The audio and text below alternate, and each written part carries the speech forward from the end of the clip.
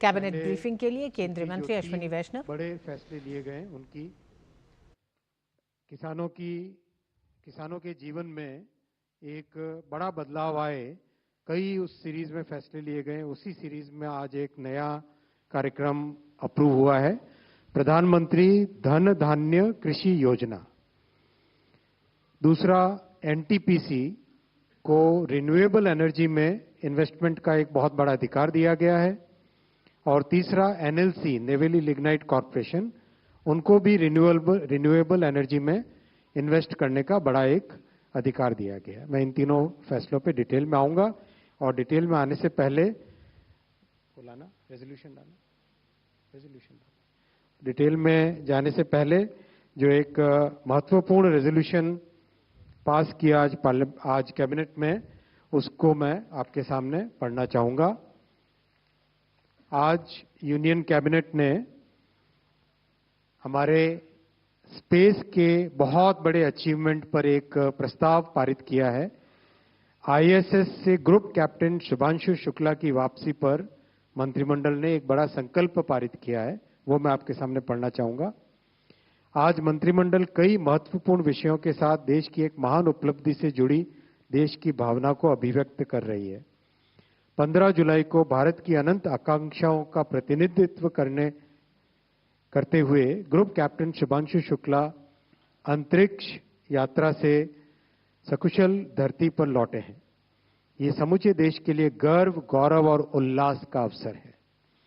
आज मंत्रिमंडल देश के साथ मिलकर ग्रुप कैप्टन शुभांशु शुक्ला के सफलतापूर्वक पृथ्वी पर लौटने का अभिनंदन करता है। उन्होंने इंटरनेशनल स्पेस स्टेशन पर 18 दिन का ऐतिहासिक मिशन पूरा किया है। ये मिशन 25 जून 2025 को लॉन्च हुआ था, जिसमें group captain Shubhanshu Shukla mission pilot के रूप में शामिल हुए थे। इस मिशन के जरिए पहली बार कोई भारतीय अंतरिक्ष यात्री इंटरनेशनल स्पेस स्टेशन पर गया। ये भारत के स्पेस प्रोग्राम का एक नया अध्याय है। ये अंतरिक्ष में भारत की एक बड़ी उड़ान है एवं हमारे स्पेस प्रोग्राम के भविष्य की स्वर्णिम झलक देता है। मंत्रिमंडल इस ऐतिहासिक उपलब्धि के लिए इसरो के साथ वैज्ञानिकों और इंजीनियरों की पूरी टीम को हार्दिक बधाई देता है। उनकी निष्ठा, तपस्या और परिश्रम ने इस सपने को साकार किया है। इंटरनेशनल स्पेस स्टेशन पर रहते हुए ग्रुप कैप्टन शुक्ला ने एक्सियम 4 क्रू और एक्सपीडिशन 73 के सदस्यों के साथ मिलकर अनेक प्रयोग किए। ये इंटरनेशनल स्पेस कोऑपरेशन में भारत की बढ़ती लीडरशिप भूमिका का प्रमाण है। उन्होंने माइक्रो ग्रेविटी से जुड़े कई प्रयोग किए। मसल रीजनरेशन, शैवाल, सूक्ष्म जीवों की ग्रोथ, अंतरिक्ष में फसलों की क्षमता से जुड़े वैज्ञानिक अनुसंधान इसमें शामिल थे। इस मिशन में माइक्रोब्स के जीवन की संभावनाएं और इंसान के क्षमता पर अंतरिक्ष के असर का अध्ययन पे हुआ। इंसान के स्वास्थ्य पर अंतरिक्ष के असर का अध्ययन भी हुआ। साइनोबैक्टीरिया जैसे जीवों के व्यवहार जैसे कई अहम विषयों पर काम किया गया। इन प्रयोगों से अंतरिक्ष में मानव जीवन को लेकर समझ और गहरी होगी। साइंस और माइक्रोग्रेविटी की स्टडी में हम आगे बढ़ेंगे। भारत आने वाले समय में गगनयान मिशन के जरिए और भी बड़े लक्ष्यों की ओर देख रहा है। हमने भारतीय अंतरिक्ष स्टेशन का संकल्प भी लिया है। शुभांशु शुक्ला के मिशन की सफलता ने भारत को अपने लक्ष्य के एक कदम और करीब पहुंचा दिया है। भारत अब मानव अंतरिक्ष मिशन की बड़ी शक्तियों में से एक बनने की ओर अग्रसर है। मंत्रिमंडल प्रधानमंत्री श्री नरेंद्र मोदी जी के विजनरी और निर्णायक नेतृत्व की सराहना करता है। उनकी दूरदृष्टि, भारत की स्पेस क्षमताओं और उनके अटल विश्वास और उनके मार्गदर्शन ने भारत को इस मुकाम तक पहुंचाया है। सरकार को इस बात पर गर्व है कि पिछले कुछ वर्षों में भारत ने अंतरिक्ष के क्षेत्र में अनेक ऐतिहासिक उपलब्धियां हासिल की है। 23 अगस्त 2023 को चंद्रयान 3 ने चंद्रमा के दक्षिणी ध्रुव पर ऐतिहासिक लैंडिंग की थी। इस दिन को अब नेशनल स्पेस डे के रूप में मनाया जाता है। इसी तरह आदित्य L1 मिशन ने सूर्य के रहस्यों को समझने में नई दिशा दी है। ये उपलब्धियां भारत की वैज्ञानिक प्रतिभा और आत्मनिर्भरता का प्रमाण है। सरकार ने स्पेस सेक्टर में जो सुधार किए हैं, उससे भारत की स्पेस इकोनॉमी को भी अभूतपूर्व गति मिली है। इस सेक्टर में करीब 300 नए स्टार्टअप्स उभरे हैं। इससे बड़े पैमाने पर रोजगार का सृजन हुआ है, साथ ही इनोवेशन, एंटरप्रेन्योरशिप और टेक्नोलॉजी ड्रिवन डेवलपमेंट का नया इकोसिस्टम तैयार हुआ है। ग्रुप कैप्टन शुभांशु शुक्ला का मिशन सिर्फ एक व्यक्ति की सफलता नहीं है, ये भारत की युवा पीढ़ी के लिए प्रेरणा की मिसाल है। इससे हमारे बच्चों और युवाओं में जिज्ञासा बढ़ेगी, वैज्ञानिक सोच विकसित होगी। इससे प्रभावित होकर बड़ी संख्या में युवा साइंस और इनोवेशन को अपना करियर बनाएंगे। मंत्रिमंडल का दृढ़ विश्वास है कि ये मिशन विकसित भारत की संकल्प को नई ऊर्जा देगा। 2047 तक भारत को विकसित राष्ट्र बनाने का जो सपना प्रधानमंत्री जी ने और देश ने देखा है, उसे नई मजबूती मिलेगी। ये प्रस्ताव आज कैबिनेट में पारित हुआ है ग्रुप कैप्टन शुभांशु शुक्ला जी के सफल मिशन पर। मैं साथियों आता हूं कैबिनेट के दूसरे फैसलों पर। आप सब जानते हैं कि प्रधानमंत्री श्री नरेंद्र मोदी जी किसानों के जीवन में बड़ा एक परिवर्तन लाने के लिए दृढ़ संकल्पित हैं और एक के बाद एक ऐसे फैसले लिए गए हैं और उन फैसलों में बड़े इन्वेस्टमेंट्स भी रखे गए हैं जिससे कि किसानों के जीवन में एक बड़ा परिवर्तन आए। और आप ये भी जानते हैं कि एनडीए की और भारतीय जनता पार्टी की हमेशा से एक राजनीतिक सोच रही है, एक गवर्नेंस का मॉडल रहा है कि जो अंतिम छोर पे है, चाहे वो व्यक्ति हो, चाहे परिवार हो, चाहे जिला हो, चाहे कोई भी क्षेत्र में जो अंतिम छोर पर है, उनको कैसे ऊपर लेके आए। आपने देखा एस्पिरेशनल डिस्ट्रिक्ट्स का जो प्रोग्राम बना, उस प्रोग्राम को दुनिया भर ने सराहा है, वर्ल्ड बैंक ने, यूएन ने, सबने सराहा कि ये दुनिया में डेवलपमेंट का एक नया मॉडल बना है। आकांक्षी जिलों को किस तरह से सभी बाकी जिलों के बराबर लेके आए, इस सफलता को ध्यान में रखते हुए 100 ऐसे जिले देश भर में और हर राज्य से कम एक जिला, 100 ऐसे जिले जिसमें कृषि पर 3 पैमानों पर वो बाकी सब जिलों से पीछे हो, ऐसे 100 जिलों को चयनित करके उसमें एक फोकस्ड वे में 11 मंत्रालयों के 36 स्कीम्स, इन सब को कन्वर्ज करके एक इंटीग्रेटेड वे में कृषि का विकास करें। ये प्रधानमंत्री धन धान्य कृषि योजना का उद्देश्य है। बहुत ही महत्वाकांक्षी, बहुत महत्वपूर्ण, बहुत ही एक गेम चेंजिंग स्कीम ये होने वाली है। राज्यों का सहयोग लिया जाएगा भरपूर इसमें, जिले के लेवल पे, ब्लॉक के लेवल पे और राज्य के लेवल पे गहन कंटिन्यूअस मॉनिटरिंग की जाएगी। टेक्नोलॉजी पार्टनर्स चयनित किए जाएंगे। एग्रीकल्चर से जुड़े पूरे सभी स्टेक होल्डर्स को इसमें जोड़ा जाएगा। इस तरह से किया जाएगा जिससे कि ये 100 चयनित जिले देश के एवरेज और उससे ऊपर आ सके। इस भावना के साथ इस पूरे प्रोग्राम को हाथ में लिया गया है। बहुत ही साइंटिफिक तरीके से इसको लिया जाएगा। करीब 1,70,00,000 किसानों को इससे लाभ होगा। आने वाले 5 वर्षों का कार्यक्रम है ये। 2025-26 के 6 वर्षों का कार्यक्रम है, माफी चाहता हूँ। 6 वर्षों का कार्यक्रम है। 2025-26 के फाइनेंशियल ईयर से स्टार्ट होगा। अगले इसी जुलाई का महीना चल रहा है, अगले महीने के अंदर ही कई इसके इम्प्लीमेंटेशन के स्टेप्स चालू हो जाएंगे। 5 बड़े उद्देश्य इस कार्यक्रम के रखे गए हैं। एग्रीकल्चर प्रोडक्टिविटी कैसे बढ़ाना, सबसे पहला। दूसरा, क्रॉप डाइवर्सिफिकेशन और सस्टेनेबल एग्रीकल्चर प्रैक्टिसेस कैसे लाना। तीसरा, पोस्ट हार्वेस्ट स्टोरेज जो कि पंचायत और ब्लॉक लेवल पे क्रिएट करनी है, उस पर ध्यान देना। चौथा, इरिगेशन, सिंचाई की फैसिलिटीज को बढ़ाना और उसमें भी साइंस एंड टेक्नोलॉजी का उपयोग करके, जैसा आपने कुछ समय पहले एक इरिगेशन का कैबिनेट का फैसला देखा था, किस तरह से टेक्नोलॉजी का उपयोग करके अधिक से अधिक फसल उगाई जा सके कम से कम पानी के खर्च पर, और कम से कम पानी से अधिक एरिया को कवर किया जा सके, वो सब टेक्नोलॉजीज का इसमें उपयोग भी किया जाएगा। पांचवा, क्रेडिट अवेलेबिलिटी को बहुत बड़े संख्या में बढ़ाना, जिससे कि किसान परिवारों के पास जब सही वक्त हो तब उनके पास हाथ में पैसे हो, जिससे कि वो अपने बीज खरीदने का हो, फर्टिलाइजर खरीदने का हो, हर काम में वो उपयोग में ले सके। जैसा मैंने आपको बताया, इसमें हर जिले का एक मास्टर प्लान तैयार किया जाएगा। हर एक जिले का एक मास्टर प्लान तैयार किया जाएगा जिसमें एग्रीकल्चर और उसके साथ बहुत सारी एलाइड एक्टिविटीज, जैसे बकरी का पालन करना, मुर्गी का पालन करना, जिस तरह से पोस्ट हार्वेस्टिंग के लिए कुछ नए छोटे लेवल पे उद्योग खड़े करना, इस तरह के कई तरह की एक्टिविटीज को इसमें मास्टर प्लान में लिया जाएगा। बहुत ही किसानों के साथ एक्सटेंसिव कंसल्टेशन करके इस कार्यक्रम को हाथ में लिया जाएगा। टॉप डाउन नहीं है, ये बॉटम्स अप प्रोग्राम है। जिले से भी नीचे ब्लॉक के लेवल से ऊपर ये प्रोग्राम बनेगा। हर जगह पे रेगुलर इसकी मॉनिटरिंग के लिए टेक्नोलॉजी का उपयोग किया जाएगा और बहुत फोकस किया जाएगा कैपेसिटी बिल्डिंग पे। कैपेसिटी बिल्डिंग बहुत महत्वपूर्ण है और जो रिसर्च लैब्स में है वो जमीन तक पहुंचे, उस पर ध्यान दिया जाएगा। और आज के युग में डिजिटल की दुनिया में जो ऐप बना के, डैशबोर्ड्स बना के, उन सब का एक रेगुलर इसमें पूरा उपयोग किया जाएगा। मैं साथियों दूसरे विषय पे आता हूं।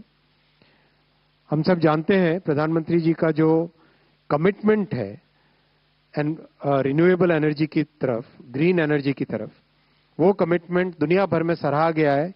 और जो बड़े बड़े हमने गोल पहले 2030 के लिए लिए थे, वो 2025 में हम अचीव कर रहे हैं। उस दिशा में आज दो बड़े फैसले लिए गए।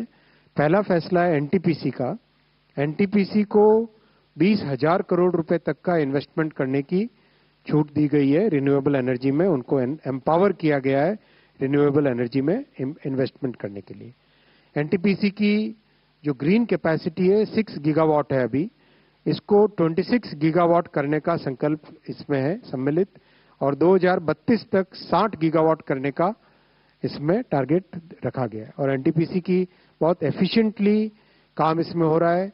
इनका जो स्ट्रक्चर है वो स्ट्रक्चर इस तरह से है, एनटीपीसी टॉप लेवल पे, होल्डिंग लेवल पे, फिर एनटीपीसी ग्रीन बिजनेस इनकी, जिसमें कई सब्सिडरीज और जॉइंट वेंचर्स हैं, और एनटीपीसी रिन्यूएबल्स करके एक सब्सिडरी है, उसका major focus green field capacity addition पे रहेगा।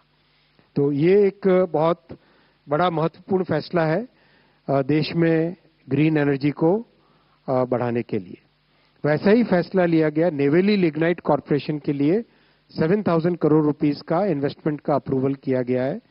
और इसमें रीस्ट्रक्चरिंग भी है एक तरीके से कि जो प्रोजेक्ट्स एनएलसी में ऑलरेडी हैं उनको एक सब्सिडरी में ले जाके फिर एक फोकस्ड वे में, जैसा आपने एनटीपीसी के केस में देखा एक फोकस्ड सब्सिडरी है ग्रीन बिजनेस के लिए, वैसे ही एनएलसी नेवेली लिग्नाइट कॉर्पोरेशन के लिए भी एक फोकस्ड सब्सिडरी बने। और 10 गीगावाट एनर्जी का इसमें टारगेट रखा गया है 2030 तक। भारत ने बहुत बड़ा एक माइलस्टोन अचीव किया है। 50% भारत की पावर जनरेशन कैपेसिटी आज नॉन फॉसिल फ्यूल से हो गई है। और ये टारगेट 2030 का था, 2030 का टारगेट 2025 में अचीव कर लिया गया है। मैं पिछले डावोस में एक बार ऐसे ही किसी ग्रुप में मैंने क्विज रखा था कि आप अंदाज लगाइए भारत की generation capacity non fossil fuel की कितनी है। लोग आश्चर्य करते थे जब उनको 42% बताया। बहुत बड़े समृद्ध देश भी इतना लेवल अचीव नहीं कर पाए जो भारत ने अचीव किया है। और अब वो डावोस में 42% का आंकड़ा था, अब 50% हो गया है, जो कि बहुत देश के लिए एनवायरनमेंट के पॉइंट ऑफ व्यू से, नए रोजगार सृष्टि के पॉइंट ऑफ व्यू से, मैन्युफैक्चरिंग में कॉम्पिटिटिवनेस के पॉइंट ऑफ व्यू से, हमारे स्वास्थ्य के पॉइंट ऑफ व्यू से, और एक साधारण नागरिक के जीवन में एक स्थायी परिवर्तन आने वाले समय तक रहे, उस पॉइंट ऑफ व्यू से ये बहुत महत्वपूर्ण फैसला है। इस लैंडमार्क अचीवमेंट से संबंधित दोनों कैबिनेट के फैसले थे, इसलिए आपके सामने ये रखा। मैं यहाँ पे रुकूंगा और आपके प्रश्न लूंगा, और प्रश्न में जैसे हमने नई प्रथा बनाई है वैसे ही करेंगे। सबसे पहले 22 फर्स्ट रो में लेफ्ट से। Sir, about this decision for farmers, what is the allocation you are giving, or it will be primarily a combination from all the other ministries? It will be put together. इसमें convergence का concept है. 11 ministries, 36 programme, 36 schemes, और on an average इसमें जो estimate किया गया है, हर जिले में एनुअली करीब 20,000 करोड़ रुपए का, 24,000 करोड़ रुपीस का एग्रीकल्चर में इसमें इन्वेस्टमेंट जाएगा. 24,000 करोड़ रुपीस पर ईयर. ये आपके सामने डेटा रखा है. 30. ठीक, thank you. Anybody second row? Yes, 149. निर्धारण कैसे करें, क्या पैमाने होंगे जिले के निर्धारण में? 3 पैमाने हैं इसमें. लो प्रोडक्टिविटी, मॉडरेट क्रॉप डेंसिटी, और तीसरा below average credit parameters. Productivity, उत्पादकता कम हो जहां पे, तीव्रता कम हो यानी क्रॉप्स कम हो कि बहुत काफी खाली खाली सा एरिया है, क्रॉप ग्रो नहीं हो रहे हैं, और क्रेडिट जो किसान क्रेडिट कार्ड हो या दूसरे जो क्रेडिट के माध्यम है उससे कम पहुंचता हो जिन जिलों में, उसके माध्यम से हो. एक तरीके से चलिए, सीक्वेंस में चलिए, एक डिसिप्लिन बनाया अपन एक करके, उसी डिसिप्लिन से चलिए. सेकंड रो में 22 नंबर. सर, मैं लक्ष्मण CNBC आवाज से, जो हमारे फ्रेंड दीपक ने सवाल पूछा उसी से जुड़ा हुआ सवाल है कि 24,000 करोड़ रुपए 36 स्कीम के तहत जो पहले से एलोकेटेड पैसा है उससे ओवर एंड एबव होगा या फिर उसी का कंबाइंड? उन्हीं स्कीमों में से. उन्हीं स्कीमों से. दूसरा सवाल, NTPC में जो हम लोगों ने 20,000 करोड़ रुपए के रिन्यूएबल एनर्जी इन्वेस्टमेंट की बात की है, वो NTPC ग्रीन में जाएगा या फिर NTPC ग्रीन के सब्सिडी NTPC रिन्यूएबल? दोनों में जाएगा, सब में जाएगा. NTPC का जो स्ट्रक्चर है उसमें बहुत सारे जॉइंट वेंचर्स भी हैं और कई सारी SPVs भी हैं. जैसा कि आप जानते हैं, नया प्रोजेक्ट लगता है एक तो SPV बनती है, इसीलिए ये स्ट्रक्चर आपके सामने रखा. जॉइंट वेंचर्स में भी जाएगा, NTPC रिन्यूएबल्स में भी जाएगा, और NTPC रिन्यूएबल की सब्सिडरीज में भी जाएगा, प्लस NTPC ग्रीन की सब्सिडरीज में भी जाएगा. आप मिस कर गई थी फर्स्ट फ्लोर में. 239 बताएं. Just a kind of a reiteration of the NTPC decision and NLC also, just in brief. A reiteration. What's the aim? Aim is to increase the investment in renewables. I think I've explained it fully. आप recording देख लेना. 39 second row. Sir, Namaskar. Shishir here from Hindu Business Line. Sir, when you're talking about NTPC investment, what will be the time period for 20,000 crore rupees? And second thing is that will the NTPC on its own will put the money, or is there any other mechanism which the decision is talking about? किसी भी project में NTPC या कोई भी organization हो, when they start investing funds, there is a structure of debt and equity. There are different sources of funds. This is the equity investment which has been approved. This 20,000 crore rupees is the equity investment which NTPC is now authorized to invest in the green energy projects. As I noted here, there are 26 gigawatt projects which are work in progress at this point of time. It's a large portfolio of renewable energy projects. These projects plus the new projects which are coming up, where NTPC is either bidding or creating joint ventures or creating partnerships with the states. In all those projects, they can now use this authorization to invest. Time period तो जैसे जैसे projects आते जाएंगे वैसे invest करते जाएंगे. 25. Sir, Abhishek from Business Line. Follow-on question, sir. Is, sir, same question for Naval Lignite. These are listed entities. So when you're investing 7,000 crore or 20,000 crore, these are in the form of what? Direct investments by the government hiking stakes? Okay, so I think I've understood what your major point is. Every PSU has a certain limit over which, if they want to invest, then they have to come to the cabinet. Below that, there are delegations of power. Some investments can be done at the board level. Some have to be approved by the Department of Public Enterprises. And then above that, they have to come to the cabinet. So these are the two large investment approvals they have taken. That's why they have come to the cabinet. I think that clarifies this. Yes. 76, third row. Hi, sir. Sir, Suresh from Economic Times. Sir, just trying to understand, will this be a grant from Government of India, or No. this will be an approval for the board to raise funds? This is an approval to the board. Okay. So third floor 238. मेरा सवाल है कि ये जो प्रधानमंत्री किसान धन धान योजना है, जिसके लिए आपने 100 डिस्ट्रिक्ट को डेवलप करने की बात की है, तो एस्पिरेशनल डिस्ट्रिक्ट हमारी बहुत एक अच्छी योजना है, उसमें और इसके बीच में सिनर्जी कैसे बनाई जाएगी, या अलग अलग ये चलेंगे दोनों? ये स्कीम पूरी की पूरी सिनर्जी पर ही आधारित है। जैसा आपने देखा 11 मिनिस्ट्रीज के प्रोग्राम्स को, इरिगेशन के प्रोग्राम को, एग्रीकल्चर के प्रोग्राम को, फर्टिलाइजर के प्रोग्राम को, हर तरह से रूरल डेवलपमेंट के प्रोग्राम को, कोऑपरेशन के प्रोग्राम को, इन सब को सिनर्जाइज करके काम करने का बड़ा लक्ष्य है, जो कि डिफिकल्ट भी बहुत होता है, उसको इस कार्यक्रम के तहत लिया गया है।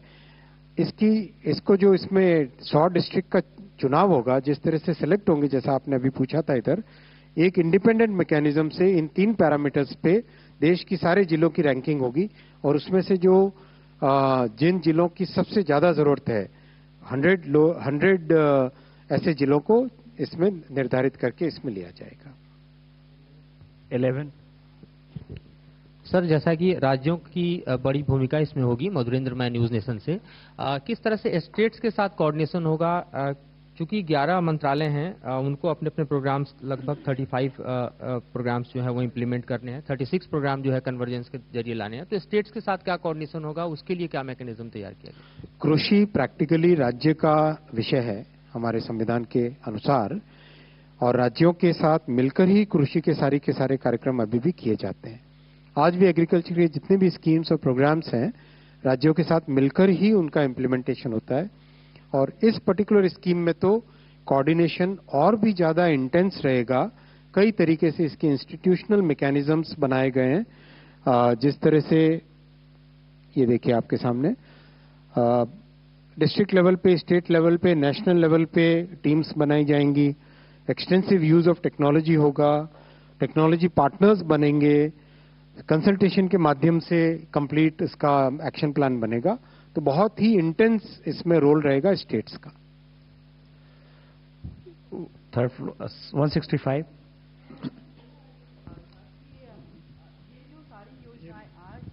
आप लेकर आ रहे हैं खासकर एग्रीकल्चर में, किसानों तक ये कैसे पहुंचेगा कि हाँ उनके लिए कुछ स्पेशल आया है जिसका बेनिफिट उनको आपके माध्यम से?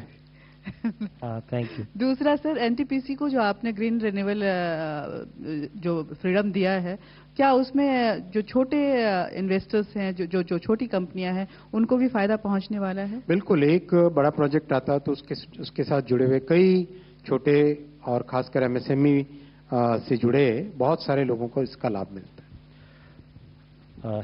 232 अपना परिचय भी दे। सर, अनिरुद्ध हूँ मैं, दैनिक भास्कर से। सर, ये जो एक क्लैरिफिकेशन चाहिए था, जो धन धान्य वाली योजना है, इसमें एस्पिरेशनल डिस्ट्रिक्ट से वो अलग 100 होंगे या अलग है? अलग होंगे, मैंने अभी बताया, मतलब वो अलग। 136 अलग और उसके 100 एस्पिरेशनल डिस्ट्रिक्ट प्रोग्राम की सफलता को अध्ययन करके ये कार्यक्रम बनाया गया है। तो यानी ये जो 3 ये अलग होंगी, 100 की 100, ये जो 3 क्राइटेरिया है, ये उस आधार पे, मतलब ये अब उनसे उनको एस्पिरेशनल को अलग मान लिया गया, मतलब वो एस्पिरेशनल प्रोग्राम अपना एक इंडिपेंडेंट प्रोग्राम है। ये एक धन धान्य प्रोग्राम में इन 3 पैरामीटर के आधार पर 100 जिलों का चुनाव किया जाएगा। नेक्स्ट बुझोलिए। हाँ, इनके बाद। सर, मैं सचिन बुधोलिया हूँ, हिंदुस्तान समाचार से। मेरा सवाल ये है कि ये जो धन धान्य योजना है, इसमें जैसे 36 अलग अलग योजनाओं को आपने एक साथ किया है, तो इसमें क्या इंफ्रास्ट्रक्चर बनाने पर जोर होगा, या कि किसान को चुन करके उसको योजनाओं को लाभ देने का होगा? और इसमें क्या एक बार अगर किसी लाभार्थी का चयन किया है तो उसको एक साथ अलग अलग अप्रूवल्स लेने पड़ेंगे, या कि उसको एक साथ अगर एक बार चयन कर लिया तो बाकी सभी योजनाओं का लाभ मिलेगा? बहुत अच्छा प्रश्न है। जो 36 स्कीमें हैं, उनमें कई तरह की स्कीम्स हैं और कई तरह के उसमें कार्यक्रम हैं। इसमें फोकस रहेगा किसान के जीवन में एक स्थायी परिवर्तन आए, और उसके लिए चाहे वो एनिमल हस्बेंड्री से रिलेटेड हो या हॉर्टिकल्चर से रिलेटेड हो या इंफ्रास्ट्रक्चर से रिलेटेड हो, चाहे नॉलेज से रिलेटेड हो, चाहे रिसोर्सेज से रिलेटेड हो, हर तरह के जो इनिशिएटिव्स लेने होंगे वो सारे इनिशिएटिव लिए जाएंगे। और ये बहुत बड़ा काम है, बहुत इसमें प्रयास लगेगा, बहुत मेहनत लगेगी। जिस तरह से एस्पिरेशनल डिस्ट्रिक्ट प्रोग्राम में बहुत मेहनत लगी थी, लगातार मेहनत लगी थी, लगातार रिव्यू होते थे, माननीय प्रधानमंत्री जी के लेवल पे इतने रिव्यू हुए एस्पिरेशनल डिस्ट्रिक्ट के, तो इसमें बहुत मेहनत लगेगी। ये अच्छा बड़ा कार्यक्रम है। फोर्थ रो में कोई no, this side fourth row में, हाँ 214। Sir Tarun Sharma from Zee business. Sir एक क्लैरिफिकेशन चाहिए था कि जो आपने एनटीपीसी ग्रीन और एनटीपीसी रिन्यूएबल दो कंपनियों का कहा कि 20,000 करोड़ के करीब वो आप रेज कर पाएंगे, तो सर क्या इसमें न्यूक्लियर एनर्जी के लिए स्पेसिफिकली किया गया है? क्योंकि सर एनटीपीसी ग्रीन में सोलर और नॉन फॉसिल के लिए है, नॉन फॉसिल में जो भी आते हैं। Next. So this is Sanjeev Chopra from PTI. You said that India is already going forward towards renewable energy and green energy. So it already achieved a target of 50% of the total power output. So have you fixed another target, since you are going for more investment in the green energy sector? Have you fixed a particular target, above 50%? What will you achieve by when? इतना आगे पहुंच चुके हैं और इसको बढ़ाते जाएं बस। I think nobody is here. So 79 is 47 पहले। सर प्रकाश प्रियदर्शी, हाँ ठीक है, आप बता दीजिए। बोला Prakash Priyadarshi from ET now, sir, on your right, on your left side, your left, sir. Yes. So on this approval to NLCIL, you said that the company will form a new subsidiary to club its all renewable energy projects going forward, but the NLCIL has already a subsidiary called NRIL. Correct. I am saying already there is NIRL. These projects which are operating projects, they will be shifted to this subsidiary.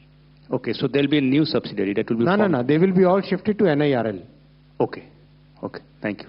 NIRL, just like NTPC, there is a NTPC Green, which is focused on non-fossil.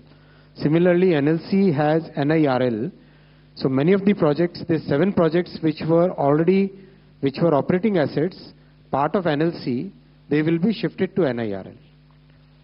47. Yeah. Sir, Premanshu from ABP. I was just asking that whether the states will have a say in the selection of the districts. Big role. If the states say that I will want this district, not that, or objective parameters. Okay. 243. Most of the data is coming from states only. In parameters ka. Yes, I think this is the last question. 243. Sir, this is Sandeep Das from Financial Express. Can I have a list of that schemes which will be merged in this, and there will be now changes in the budgetary allocation for the FY26 because all the scheme will be merged. So is that so? Now there will be changes in... It is convergence of these schemes, not merger. Okay. But how, can we get the list of what are the schemes to be merged? List आपको Agriculture Department की briefing में दे देंगे. Thank you. We'll provide the list. Sir ठीक. हो गया? ठीक. चलिए, thank you. धन्यवाद, नमस्कार.